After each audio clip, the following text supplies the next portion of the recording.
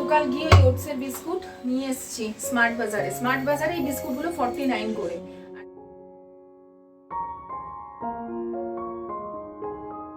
ভালো লাগছে না, এই লাইটটা আজকে জ্বালালাম, ইচ্ছা করলো, বৃহস্পতিবার তো ইচ্ছা করে লাইট টাইট জ্বালাই।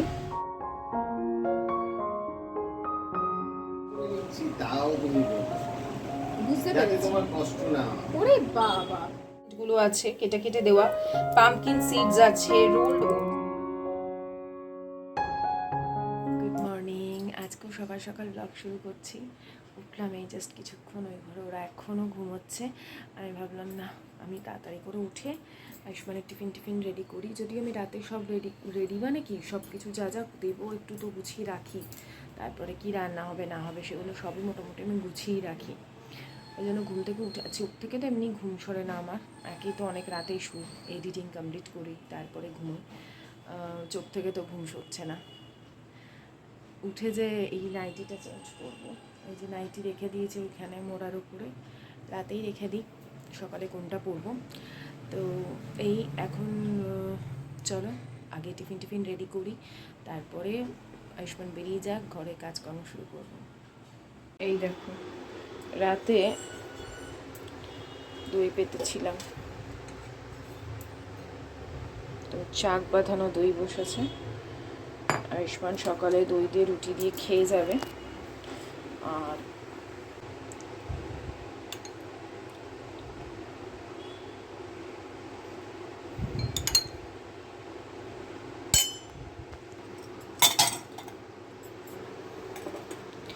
আর এই যে এগুলো তো আমি এখন বার করলাম, এই রাত্রিবেলা সব গুছিয়ে পরিষ্কার করে তারপরে আমি শুতে যাই। রান্নাঘর একদম যাতে সকালবেলা উঠেই যাতে সুন্দরভাবে কিচেনে আসবো, তারপরে ঘরে আসবো, সব যেন সুন্দর পরিষ্কার থাকে, এইটা দেখলেই সকালবেলা দিনটা খুব ভালো যায়। আর এই দেখো রাত্রিবেলা আমন্ড, চিয়া সিড এগুলো সবসময় ভিজিয়ে দিই। তো এইভাবেই সকালটা শুরু হয়। বহুদিন আমি তোমাদের সঙ্গে তো মর্নিং রুটিন শেয়ার করতাম না এই তাড়াহুড়োর জন্য। তো এখন থেকে ভেবেছি না, মর্নিং থেকেই ব্লগ শুরু করব, যখন ইচ্ছা হবে রাতেও আমি রাতের সন্ধ্যের ব্লগটাও দেবো। একটু ময়লার গাড়ি এসছে কি না,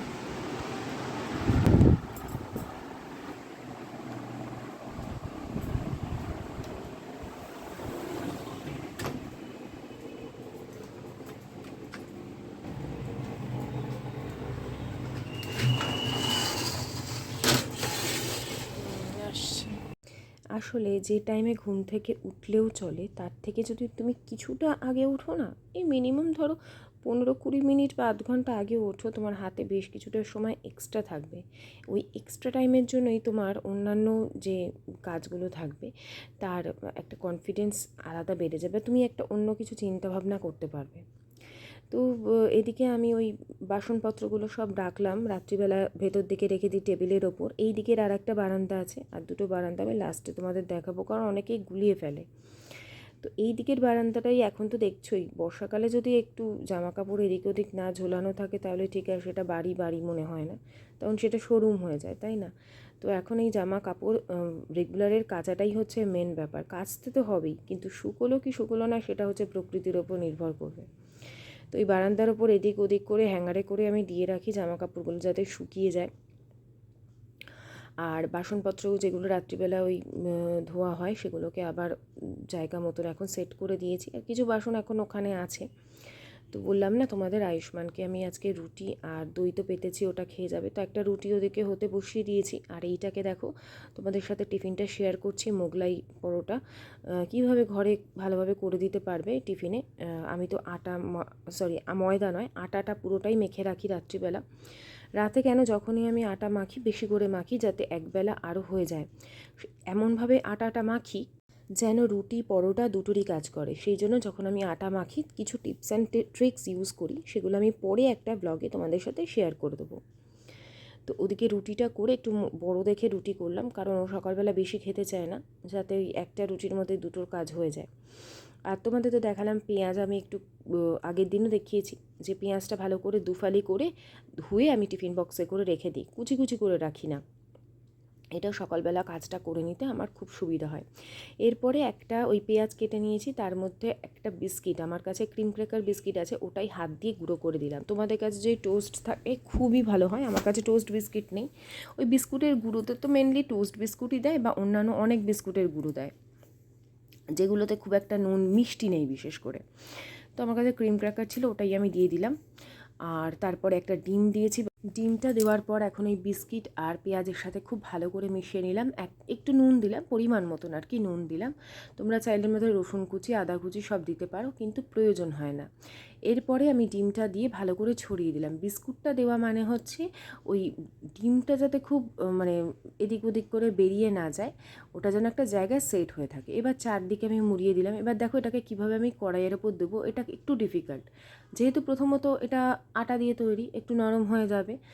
আর তারপর এটাকে তোলাও কিন্তু একটু ডিফিকাল্ট, ওই জন্য আমি চাকি বেলুনি সমেত ওই দিকে নিয়ে গিয়ে আস্তে করে একটা সাইড আমি খুন্তি দিয়ে ধরি, একটা সাইড হাত দিয়ে ধরে ভালো করে এভাবে করি। এবার এটা কিন্তু একটু সময় নিয়ে ভাজতে হবে, যেহেতু রুটিটাও মোটা আছে আর ভেতরে ডিমের পুরটা আছে, সময় নিয়ে অল্প আঁচে মানে হালকা আঁচে দিয়ে দিয়ে ভাজতে হবে, সময় নিয়ে নিয়ে, যাতে ভেতরটা একদম সুন্দরভাবে সেদ্ধ হয় এবং ডিমের কাঁচা গন্ধ না থাকে।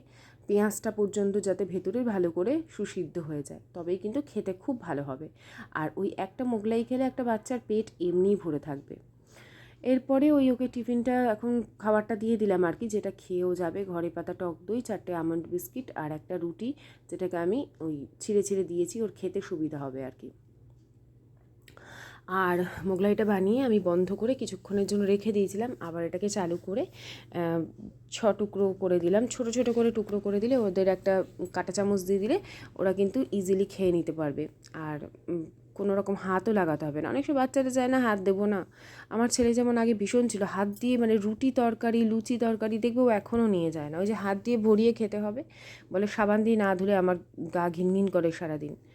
তো ওই জন্য মানে টিস্যু দিয়ে হোক বা রুমাল দিয়ে হোক ও মুছে থাকতে পারবে না, তো ওই জন্য একটা চামচ দিয়ে দেবো, ওই দিয়ে হবে। আর এই ছোট্ট টিফিন বক্সটা রয়েছে একদম মিনি পুচকু, এটার সাথে এটা মনে হয় কিছুর সাথে টমেটো সসই দিয়েছিল কোনো রেস্টুরেন্টে বা কিছুতে, তার মধ্যে আমি অল্প করে টমেটো সস দিয়ে টিফিনটা রেডি করে দিলাম। এই ফাঁকে আয়ুষ্মান রেডি হয়ে গেছে। চুলটা কাটিয়ে নিবি সানডেতে, বুঝলি? দুগ্গা দুগ্গা শোনা, যা বললাম, কোনো আর্গুমেন্টে যাবে না, হেসে উড়িয়ে দেবে। তো আমি 1 সেকেন্ডও বসিনি, ওই দিকের বিছানাটা আগেই করা হয়ে গেছিলো, সেই জন্য এই ঘরে চলে এলাম। রীতাদি আসার আগে আমি ডাস্টিং, তারপরে বিছানাপত্র ঝেড়ে ঝুড়ে রাখা, এইগুলো সব করে রাখি। বিছানা তো ওই ঘরের বিছানা পাতা, মানে যেটা বেডরুম আমাদের, ওই ঘরে তো চাদর আমি সকালবেলা আলাদা পাতি, তো সেই চাদর পাতা ঝেড়ে ঝুড়ে পরিষ্কার করা সব করব। আর এই দিকের যে ক্যাবিনেটটা দেখছো জাস্ট কদিন আগেই তো পরিষ্কার করেছে, কিন্তু এই নিচের দিকে কখনোই ঝাড় দেয় না, এগুলো আমাকেই করতে হয়। তো যার ফলে কি হয়, হাওয়াতে প্রচুর ধুলো বা ওই পেঁয়াজের খোসা টোসা ওই ক্যাবিনেটের নিচের দিকে যে ফাঁকা জায়গাটা আছে ওখান দিয়ে চলে যায়, এগুলো আমাকেই পরিষ্কার করতে হয়। বিশ্বাস করে এই জায়গাটা থেকে এত ধুলো বেরোয় না, আমি কিন্তু রেগুলার এই জায়গা ব্যবহার হচ্ছে আমার, রেগুলার ওখান থেকে মুড়ির কৌটো হোক বিস্কুটের কৌটো হোক বার করি, তারপরেও প্রচুর ধুলো এদিকে চলে যায়। তবে হ্যাঁ, কোনো রকম আরশোলা পোকামাকড় আমার রান্নাঘরের ক্যাবিনেটে এক ফোঁটাও নেই। একটু অর্গানাইজ আবার করতে হবে, এদিক ওদিক হয়ে গেছে জিনিসপত্র, তো যখন করব সেটাও কিন্তু তোমাদের সাথে শেয়ার করব। তো কদিন আগেই যেহেতু মোছা টোছা হয়েছে, জাস্ট আমি এমনি এটাকে ঝাড় দিয়ে দিলাম, মানে ভেতর থেকে ময়লাগুলো বার করে দিলাম। তো এই দিকের ক্যাবিনেটগুলো করে তারপরে এই দিকেরটাও খুলতে হবে, এই দিকেও সেম, কারণ নিচের অংশটাতে মানে ক্যাবিনেটের ভেতরে তো একটা তাক আছে, তার নিচের যে অংশটা থাকে ওটাও আমি ইউজ করি। ওখানে বড় বড় ওই চালের ড্রাম, তারপরে হচ্ছে তোমার আরও বেশ কিছু জিনিস, যেই চালটা দিয়ে বিরিয়ানি ফ্রাইড রাইস হয়, আমি আলাদা করে কিনে রাখি প্রত্যেক মাসে 3 কেজি 4 কেজি করে, সেই সমস্ত কৌটো। তারপরে পুরনো যে মিক্সার গ্রাইন্ডারটা সেটাও রেখেছি, কারণ অনেক সময় ছোটো মিক্সারটা আমার হয় না, যে একদম গাঢ়র যে ছোটো মিক্সারটা রেখেছি ওটা অনেক সময় হয় না, তখন বড়টা বার করতে হয়। হাতের কাছে এই জিনিসগুলো থাকলে কাজ করতে সুবিধা হয় কিচেনে। দেখো, রান্নাঘরে বা সংসারের হাজার কাজ থাকে, আমাকে এমন অনেকেই বলে তুমি এত কাজ করো কেন, দেখো কাজ করি বলেই কিন্তু মাইন্ড ভালো থাকে, নিজের ঘরটায় নিজের থাকতে ভালো লাগে, সব থেকে বড় কথা। খুব একটা বাইরে গিয়েও দেখবে যখন তুমি নিজের ঘরকে ভালোবাসতে শুরু করবে, তোমার ভালো লাগা থাকবে, তুমি আর কোথাও গিয়ে শান্তি পাবে না, বা তোমার কোথাও যাওয়ার পরেও মনে হবে যে আমি কতক্ষণে নিজের ঘরে যাব। আবার দেখবে এমন অনেক সময় হয়, আমারও হয় যে ইচ্ছে করে না ঘরে থাকতে, মনে হয় কোথাও বেরিয়ে আসি, কোথাও থেকে ঘুরে আসি, ঘরে আর ভালো লাগছে না, এরকম কিন্তু হয়। এইটা কিন্তু খুব খারাপ লক্ষণ, কারণ তুমি কতক্ষণ বাইরে থাকবে, আলটিমেটলি তোমাকে বাড়িতেই আসতে হবে। তো সেই জন্য নিজের ঘরদোরগুলোকে ঠিক রাখা, নিজের ভালো লাগাটাকে তৈরি করা, নিজের ভালো লাগার একটা জায়গা তৈরি করা, সেটা খুব প্রয়োজন। নিজের ভালো লাগার কাজ রাখা খুব দরকার। তো ওদিকে দেখলে আমি সব কত ময়লা বেরিয়েছে সেগুলোকে সব নিয়ে আবার ডাস্টবিনে ফেললাম। আর এদিকে আশিস চলে এসেছে আয়ুষ্মানকে স্কুলে দিয়ে, কিছু টুকিটাকি বাজার, যেমন টমেটোটা একদমই বাড়ন্ত ছিল, টমেটো নিয়ে এসেছে। তারপরে নিজের জন্য আবার জিলিপিও নিয়ে এসেছে, যদিও কি জলখাবার হবে আমি জানি, তারপরেও জিলিপি নিয়ে এসেছে। আর নিয়ে এসছে তো কী করা যাবে, ওটাকে আমি আর কিছু বলিনি। কিছুই নেই, দুটো জিলিপি মিষ্টির দোকান থেকে নিয়ে আসে। এখানে এবারে সকালে ওই খাবারটা, যেটা আমরা হেলদি যে জিনিসটা দিয়ে স্টার্ট করি, যেমন চিয়া সিড দিয়ে গরম জল আর ড্রাই ফ্রুটস, তো সেটাই এখন রেডি করে নিচ্ছি। গরম জল বসিয়ে দিয়েছি, আর ওই ভিজিয়ে রাখা চিয়া সিডটা দিয়ে গরম জল দিয়ে আমরা এটা খাবো। তো এই দিয়ে হচ্ছে প্রত্যেক দিনের শুরু। আর এই যখন এটা শুরু করি তখনই আমি চা বসিয়ে দিই, মানে চায়ের জলটা বসিয়ে দিই। লিকার চা খেতে গেলে জল ফোটাও, এই করো অনেক ঝামেলা থাকে। আর দুধ চা করি যখন সব একসাথে বসিয়ে দিই, তো ওটা স্বাদ আলাদা হয়, ওই যে ফুটতে থাকে, ওই যে ফ্লেভার, ওতেই শান্তি। তো আমরা যারা দুধ চা খেতে ভালোবাসি তারা এক একজন এক এক প্রসেসে করে। আর এই যে বেশ কিছুটা চা পাতা দিয়ে, এই যখন জল ফুটলো চা পাতাটা দিয়ে ঢেকে দিলাম, ততক্ষণ ঘরে গিয়ে আমি আরামসে এই জলটা আর বাদামগুলো খাবো। আর জানো তো এখন ঘরে লাইট জ্বালায়নি, যেহেতু আমার বেডরুমে যথেষ্ট আলো বাতাস, তারপরেও আজকের এত সারাদিন ধরে বৃষ্টি হচ্ছে। এই সময় সকালে এখনও বৃষ্টি শুরু হয়নি, কিন্তু প্রচণ্ড হাওয়া দিচ্ছে, আর মেঘলা মেঘলা, একদম মেঘলা ওয়েদার। কিন্তু তোমার খুব ভালো লাগবে এই সবুজের দিকে তাকিয়ে থাকতে, অন্যরকম লাগবে। এই যে একটা আমরা বিভৎস গরম কাটিয়ে আসি না, সেই গরমের পর যখন এরকম একটা ওয়েদার পাই, জীবন বা মন সব যেন ঠান্ডা হয়ে যায়। তখন তোমার নিজের কাজের গতি, তোমার সব কিছু ভালো লাগা শুরু হবে। তোমার যেই মরশুমটা ভালো লাগবে, দেখবে শীতকাল যাদের ভালো লাগে বা শরৎকাল যাদের ভালো লাগে, সেই সময় একটা অন্যরকম ফিলিংস হয়। আর ওই যে ওপরটা ওই আয়ুষ্মানের খেলনাপত্র আমি ওখানটা না ঢেকে রাখি। এই যে আমাদের বাংকারটা অ্যাকচুয়ালি কোনো কাজের না, তাও কাজে লাগাই। দার্জিলিং টি, এই যে চায়ের পাতাটা যে ফুলে না, এই যে ফুলে ওঠে, দেখলে তো তখন কীরকম শুকনো সরু সরু পাতা ছিল, এই যে ভিজিয়ে রাখলে ফুলে ওঠে, এইটাই হচ্ছে মেন ফ্লেভার। গন্ধের জন্য তো দার্জিলিংয়ের চা বিখ্যাত না, লিকারের জন্য তো ডুয়ার্সের চা। উরি বাবারে, এটা আমার এই কাপের সেটটার দাম নিয়েছিল 600 টাকা। হ্যাঁ, বোরোসিলের, পুরো বোরোসিল। মানে এই কাপটা তুমি তুলবে তো মনে হবে না যে তুমি একটা, এইটা পুরো বোরোসিল। এরকম আরও একটা এরকম সেম আর একটা কাপ আছে, মানে সেম দেখতে, কোয়ালিটি মোটেও সেম নয়। এই যে এইরকম আর একটা কাপ আছে, কিন্তু বোরোসিলের কাপ আমি দুটোই বার করেছি। এটা অফিসের জন্য আনা হয়েছিল, আমি নিয়ে নিয়েছি, কারণ এত ফাইন গ্লাস। আমি এত জোরে টোকা লাগলো, তাও বলতে গেলে ভাঙেনি বাবা, 2 দিন ধরে টোকাটা লাগছে।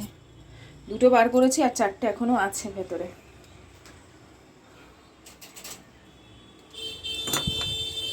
আর গতকাল গিয়ে ওই ওটসের বিস্কুট নিয়ে এসেছি স্মার্ট বাজারে এই বিস্কুটগুলো 49 করে, আর জেপ্টোতে দেয় 62 টাকা। এমনিতে প্রিন্ট আছে 75 টাকা, জেপ্টোতে 62-তে দেয়, আর আমি স্মার্ট বাজারে কিনেছি 49-এ। আমার বর এইটা খেতে ভালোবাসে, আর আমার চকলেটটা। ওর ওটস বিস্কুট অত পছন্দ না, তা ওর জন্য ওটা নিতে চায় না। তুমি পরে আমারটা থেকে ভাগ বসাবে না, আমি কিন্তু আমারটা দেবো না, ওই জন্য ওর জন্য নিয়েছি 2 প্যাকেট, আর আমার জন্য 6 প্যাকেট নিয়ে নিয়েছি, কারণ প্রত্যেক সময় যেতে চায় না। আর সকালেই ফ্যাসকা মারা যারা লিকার চা ভালোবাসে, আমি তাদের কিছু বলছি না, আমি লিকার চা ভালোবাসি না, ঠেলায় পড়ে খাই।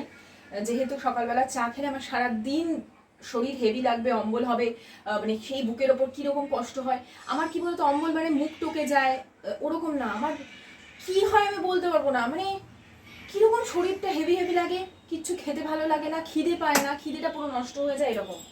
এমনি কোনো কষ্ট নেই কিন্তু। এবার দেখো শরীর যদি তোমার হেভি লাগে, আমি তো আর ঘরে শুয়ে বসে থাকতে পারি না, আমাকে কাজ করতে হয়, খুব কষ্ট হয় তখন। ওই জন্য আমি সকালবেলাটা এই ঠেলায় করে লিকার চাটা খাই। আমি দিনে 2বার চা খাই, তার বেশি খাই না। কখনো কখনো 1বার হলেও চলে, তবে বিকেল বেলাটা দুধ চাটা খাই। তখনও লাগে, তখনও যে তারপর থেকে হেভি লাগে না তা না, তবে ঠিক আছে। সকালের দিকে যেরকম একটা টেনশন থাকে কাজে, সন্ধ্যেবেলাটা সেটা থাকে না। দুজনে একটু চা খেয়ে নিই, তারপরে রীতা দিয়ে আসবে। মোটামুটি আমি ঘরদোর ঝাড় টাড় দিয়ে সব পরিষ্কার করে রেখে দিয়েছি। রীতা দিয়ে আসবে, মুছবে, বেরিয়ে যাবে, এই হচ্ছে কাজ। আর খাটের তলা সেদিন তো আমি মুছেছি, যেদিন রীতা দিয়ে আসেনি। তো খাটের তলা এখন আমার পরিষ্কার করার, আজকে যেহেতু বৃহস্পতিবার অনেকগুলো কাজ আছে। তো চা খাওয়া হয়ে যায়, তারপরে আসে রীতাদি। ওই সময় আমি বসে পুরো প্রাণায়াম করি যতক্ষণ রীতাদি ঘরে থাকে। তারপর যেই রীতাদি বেরিয়ে যায়, আমি সঙ্গে সঙ্গে চলে যাই স্নানে। স্নান সেরে পুজো করে নিয়েছি। বৃহস্পতিবারের পুজো প্রায় 1.5 থেকে 1.25 ঘন্টা মতন সময় লাগে সব কিছু গুছিয়ে পরিষ্কার করে করতে। ঠাকুরকে একদম সঠিকভাবে যতটা পারি, যতটা আমি অন্তর থেকে আমার আসে, সঠিক নিয়ম বলবো না, আমার অন্তর থেকে যা চায় আমি সেইভাবে ঠাকুরকে পুজো করি, তাই অনেকটা সময় লেগে যায়। দেখো কি সুন্দর লাগছে আমার ঠাকুরকে। স্নান হয়ে গেছিলো 10টার মধ্যে, তারপরে পুজো করলাম। এখন কটা বাজে জানো? এখন এই সবে আমার পুজো শেষ হলো, এখন বাজে 11:20, 11:25, সরি দাঁড়াও দেখে আমি বলছি, 11:21 বাজে পুরো। আমি সবে পুজো দিলাম, এবার ঠাকুরের প্রসাদটা তুলবো। দেরি হয়ে যায় আজকের, বৃহস্পতিবার প্রথমত, দ্বিতীয়ত হচ্ছে অনেকগুলো ঠাকুরের বই পড়ার থাকে, পাঁচালি পড়ার থাকে। এবার পাঁচালি পড়তে তো জানোই অনেকটা সময় লাগে। এখন আমি এডিটিং সব কমপ্লিট, খালি আমার যেটা বাকি আছে সেটা হচ্ছে এই থাম্বনেলটা ক্রিয়েট করা। থাম্বনেলটা বানিয়ে তারপরে আমি টিফিন করব। রুটি তো বানিয়ে রেখেছি।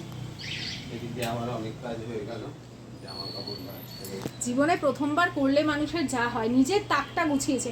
আমি সবার আগে ওর তাক গোছাই, ছেলের তাক গোছাই, তারপরে যদি সময় থাকে আমি আমার তাক গোছাই। আর ও সব সময় নিজের কাজগুলো আগে করবে। তাই আমি বলছি, যার কাছে যেটা প্রায়োরিটি। আমার কাছে যেমন কাজটা নিজে করে নিচ্ছি, তাও তুমি বলছো, বুঝতে পেরেছি তোমার কষ্ট না। ওরে বাবা, তোমার কষ্টের দিকে আমি চিন্তা তাহলে করি। ছেলের তাকটা একটু গুছিয়ে দিলে না কেন? ছেলে ভুল। হ্যাঁ, ওই হচ্ছে ব্যাপার। ওরে বাবা, তাহলে বোঝো। ওই জন্যই আমি বললাম যে আজকে ওকে এক্ষুনি বলছি যে আমার কাছে যেমন সংসারের কেন, সংসারটা তো একা হয় না, আমার একার না, ওরও। তা বৃহস্পতিবারের পুজো দেওয়ার আমার টার্গেট। ওর সবসময় ফোন এসছে, মানে ওইটুকু ওর খেয়াল নেই। আমি বলছি দরজাটা একটু ভেজিয়ে দাও, ওর খেয়াল নেই, ও চলে যাচ্ছে। মানে ওর কাছে প্রায়োরিটি হচ্ছে নিজের কাজটাই। তাহলে আমার কাছে কেন? আমি যদি সেটা করি তখনই হয়ে যায় সমস্যা। আমি যদি নিজের কাজকে প্রায়োরিটি দিতে গিয়ে সংসারের দিকটা না দেখি, তখন কিন্তু খুব আমি খারাপ হয়ে যাই। তখন আমার সাথে ঝগড়া হয়, আর বাজে বাজে তখন খুব আচরণ তার প্রকাশ পায়। সত্যি আচরণটা প্রকাশ পায় তখন, যে আশিস দাস অ্যাকচুয়ালি কেমন লোক। চলো আগে আমি ঠাকুরের প্রসাদটা তুলে নিই। যাই হোক, ওর পরে আর আমি কেন ব্লগ করিনি আমি জানি না। এমন কিছু টায়ার্ডও ছিলাম না, মোটামুটি কাজ তো আমার একটা গতিতেই হতে থাকে, ফলে খুব একটা টায়ার্ড সেরকম ছিলাম না। কিন্তু তারপরেও ব্লগ করিনি, হয়তো সেরকম কিছু শেয়ার করার ছিল না। রান্নাবান্না করেছি, মোটামুটি ইলিশ মাছ এই সমস্ত করেছিলাম, সেগুলো আর শেয়ার করিনি। এরপরে ডাইরেক্ট সন্ধ্যা দিতে চলে এসেছি। সুতং গণপতিং সিদ্ধিপ্রদং কামদং দেবেন্দ্র মৌলিমন্দারমকরন্দকরাধুনা বিঘ্নানহরস্তু হেরম্বচরণাম্বুজনেন ব एकदन्तं महाकायं लम्बोदरगजाननं। हरे कृष्ण हरे कृष्ण हरे कृष्ण। যাদের মনে হয় যে সব কিছু খুব সমস্যার মধ্যে দিয়ে যাচ্ছে, সকাল বিকেল ঘরে কর্পূর জ্বালাও। এটা তো আমি সেই প্রথম থেকে যখন মানে ইউটিউবে শুরু করেছি, তার আগে থেকে আমি তোমাদের বলেছি। আমাকেও কেউ বলেছিল তখন, যখন মানে খুব সমস্যার মধ্যে দিয়ে যাচ্ছিলাম। ইউটিউব তখনও আমি সবে দেখা শুরু করেছি আর কি, করিনি। তখন থেকেই আমাকে বলেছিল। তখন না কর্পূরের মানে খুব মনে হতো অনেক দাম। তো তারপরেও আমি ডেলি ওই ঢেলা কর্পূর কেনা শুরু করলাম এবং ঘরে কর্পূর জ্বালাতে শুরু করলাম। আর আজকে যেহেতু বৃহস্পতিবার, অবশ্যই তুলসী মঞ্চে একটা প্রদীপ দেওয়া, মানে প্রদীপ জ্বালানো এবং তার সাথে একটা ধূপ দেওয়া, এইগুলো কিন্তু করা উচিত সন্ধ্যাবেলা বিশেষ করে। তো ওই সব সেরে পুজো পাঠ ভালোভাবে হয়ে গেছে। যতই সংসারের কাজের চাপ থাক, দায়িত্ব থাক, একটা সময় তোমায় বার করে নিতেই হবে নিজের পুজোর দেখো জন্য। কেলগস মুসলিটা না বাচ্চারা ভীষণ ভালোবাসবে। এর আগে একটা আমি অন্য নিয়ে এসেছিলাম, একদম ভালো ছিল না। এই কেলগস মুসলির মধ্যে সব ধরনের বাদাম থাকে, দেখো আমন্ডগুলো আছে কেটে কেটে দেওয়া, পামকিন সিডস আছে, রোল্ড ওটস দেওয়া আছে, আবার জানো তো এই দেখো চকো যেগুলো চকলেট ওই কী বল চকোস সেগুলো আছে, এছাড়া তো কর্নফ্লেক্স আছেই, হ্যাঁ কিশমিশ আছে, ব্ল্যাক রেজিনসগুলো আছে, তারপরে এই দেখো সুইটনেসের জন্য এগুলো আছে, ড্রাই ফ্রুট, ও দেখো খেজুরও আছে। তো ভীষণই হেলদি খাওয়া, এর জন্য আলাদা করে তোমায় মিষ্টি দিতে হবে না, এটা আলাদা একটা সুইটনেস আছে, বুঝেছো? আর এই যে দুধটা গরম করে নিই, এর পরের বার এই দুধের বাটিতেই চা করে নেবো, তারপরে চায়ের দুধের বাটিটা মেজে ফেলবো। প্রায় 2-3 বার হয়ে গেল আমি একই বাটিতে দুধ জাল দিচ্ছি। তো ওদিকে একটুখানি যতক্ষণ এই দুধটা ঠান্ডা হচ্ছে ততক্ষণ আমি ভাবলাম বিছানার উপর যে জামা কাপড়গুলো তখন আশিস বললো না ইস্ত্রি করতে হবে, সেগুলো আর ইস্ত্রি করেনি, ওগুলো ওখানেই পড়েছিল, সেগুলোকে ভাঁজ করলাম, করে তারপরে এই আয়রনটাও সকাল থেকে ওখানে পড়ে আছে, সেটাকে জায়গা মতন রাখলাম। তারপরে বিছানাগুলো টান টান করবো, কারণ এই বিছানাটার ওপরেই হচ্ছে আমার রান্নাঘর থেকে বেরিয়ে একটু বসা, তারপরে এমনি একটু মোবাইল দেখলাম, হ্যাঁ কাজ করতে করতে একটু বিশ্রাম নিলে দেখবে তোমার কিন্তু এনার্জি বেড়ে যাবে এবং তোমার রিল্যাক্স লাগবে। তো আমি সেটাই করি, আর সেই জন্যে এই ঘরের বিছানাটা আমি সব সময় পরিষ্কার পরিচ্ছন্ন করে রাখি। এছাড়াও তোমার ঘরে যখন কেউ আসবে, তোমার ঘরটা যতই ছোট হোক, সে যদি দেখে বলে যে বাহ তুমি কী সুন্দর সাজিয়ে রেখেছো, যদিও সচরাচর বাইরের যে লোকজন আসে বা বন্ধুরা আসে তারাই সাধারণত বলে থাকে। তো এই সব জামা কাপড়গুলো ভাঁজ করে জায়গা মতন এখন ওই তুলে আসবো। সেটাই আমি বলছিলাম যে মানে নিজের কাজটা না সত্যি করে নেওয়া খুব সহজ, কিন্তু যখন তুমি একটা অন্যের দায়িত্ব নেবে খাই। আমার যে এই বারান্দাটা আছে যেখানে ক্যাবিনেটটা করেছি, এই একটা বারান্দা যেটা ঠাকুর ঘর বানিয়েছি, ঠিক আছে, এই একটা বারান্দা যেটা ঠাকুর ঘর বানিয়েছি, এই একটা বারান্দা যেটাতে জামা কাপড়, এই ক্যাবিনেট বানিয়েছি, ঘরে পরার জামা কাপড়, প্রতিদিন পরার জামা কাপড় রাখি। আর আপাতত এগুলো এখানে ঝুলিয়ে দিয়েছি, কারণ এইদিকে মেলে যদি বৃষ্টির ছাট আসে। আর যে নাইটিটা আমি পরেছিলাম সারাদিন ওইটা এখানে মেলেছি, আর ওই যে লাল ছিপ নাইটিটা দেখছো ওটা দিয়ে আমি নিজের স্নান করবার পর আমি মাথা টাথা মুছি। আর এইখানটা কি করি বলো তো, এই যে বেঞ্চের ওপর দেখছো না এগুলো সব ভাঁজ করা, এগুলো হচ্ছে ধরো আমি কোনো ড্রেস 1-2 বার পরেছি, বাইরে পরা ড্রেস, সেগুলো তো সঙ্গে সঙ্গে কাচি না, সেগুলোকে এখানে রেখে দিই ভাঁজ করে, মেলে দিই আগে, মেলে শুকিয়ে টুকিয়ে গেল ঘামটা, তারপরে আমি এইখানটা ভাঁজ করে রেখে দিই। তাহলে ধরো আরও 1-2 বার পরবো, তারপর একদম কেচে দেবো, এইরকম করে চলি। তো ছোট জায়গা বলেই যে সেই জায়গাটা সুন্দর করে ইউটিলাইজ করা যাবে না বা নিজের জিনিসপত্র গুছিয়ে রাখা যাবে না এমন কোনো কথা নেই। আর দেখো জায়গাটা কি ভালো লাগছে না, এই লাইটটা আজকে জ্বালালাম, ইচ্ছা করলো, বৃহস্পতিবার তো ইচ্ছা করে লাইট টাইট জ্বালাই। দেখেও নি আমার বর তুমি এখানে লাইট জ্বালিয়েছি, এসে থেকে দেখে না কিছু, ওই যে বললাম না যার যেটা প্রায়োরিটি।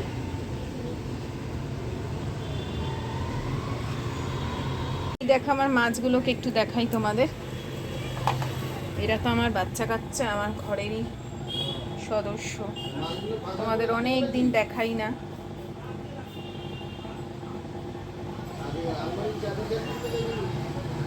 হলুদ, আর এইদিকে বেটা ফিশকে আলাদা একা, ও একাই রাজত্ব করবে, না হলে ওর জ্বালা কেউ থাকতে পারবে না।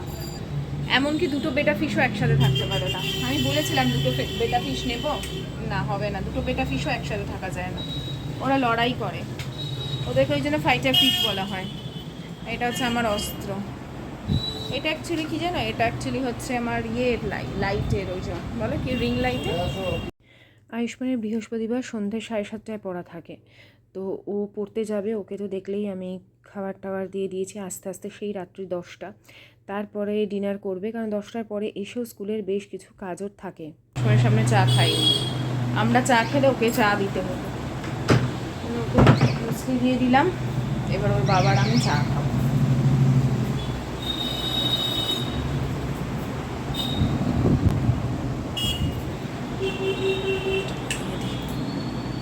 সন্ধ্যা হয়ে গেছে অনেকক্ষণ, অস্ত্রটাকে নিয়ে যাই,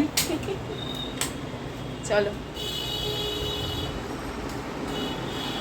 তো তো যতই ওই দুপুরে খাওয়ার পর আমার শরীরটা হেভি লাগুক বা যাই লাগুক, খাওয়ার হজম, দুপুরের খাবারটা ওই যেই দুপুরে খাওয়ার পর শোবো, ব্যাস বিকেল অবধি মনে হবে, বিকেল থেকে মনে হবে যেন পুরো পেট আমার ফুল হয়ে আছে। তাও একটু এনার্জি দরকার পরবর্তী কাজগুলো করার জন্য। আজকের ভিডিওটা এখানেই শেষ করছি। এরপরে যে ডিনার রুটিন সেটা আমি একটু অন্যভাবে শ্যুট করেছি, আগামীকাল সেটা পেয়ে যাবে। আজকের মতন টাটা।